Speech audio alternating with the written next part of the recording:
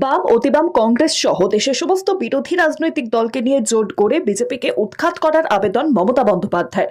শত্রু আমাদের বন্ধু। নিজের বাড়িতে রবীন্দ্র জয়ন্তী পালনের সময় ঘুরে দাঁড়ানোর ডাক তৃণমূল নেত্রীর গলায়। লেফটিস্ট সবাইকে, আল্ট্রালেফট সবাইকে, আমাদের তৃণমূল কংগ্রেস আমরা কথা দিচ্ছি, ন্যাশনাল পার্টি সবাইকে, যার যতটুকু শক্তি আছে, দিল্লিতেও যেমন আমরা লড়াই করব, তেমনি বাংলাতেও আসুন আমরা জোট বাঁধি। যদি কেউ এ ব্যাপারে কোনো রাজনৈতিক দল আমার সাথে কথা বলতে চান, আমি 4টে থেকে 6টা পর্যন্ত অ্যাভেলেবেল আছি অফিসে, আমাকে জানাবেন, আমি নিশ্চয়ই আপনাদের সাথে কথা বলব। আমার মনে হয় এটা আমি একটা রবীন্দ্রনাথের সামনে দাঁড়িয়ে এই আবেদনটা সবার কাছে রাখলাম।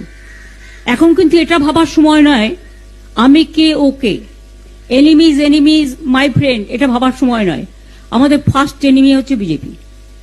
রাজনৈতিকভাবে যারা দেশের ভালো চায় না, বাংলার ভালো চায় না, বাংলার মানুষের উপর খুব অত্যাচার করছে, বাইরের গুন্ডাদের নিয়ে এসে, লুম্পেনদের নিয়ে এসে, যাদের কোনো সেন্স নেই, ড্রাঙ্ক অবস্থায় আমার বাড়ির সামনেও সকালবেলা যাত্রা করেছে, অভিষেকের বাড়ির সামনেও ধাক্কা সারাক্ষণ চলছে, এমনকি ওর বাচ্চারা আছে, সেখানে ধাক্কা টাক্কা মারছে, দরজা খুলে মেয়েকে বের করে দাও। এমনকি টিচার পড়াতে গেছে, তাকে জিজ্ঞেস করেছে কেন ঢুকছেন, তিনি বলেছেন আরে আমি তো টিচার, শিশুরা পড়াশোনা করবে না। এইসব চলছে।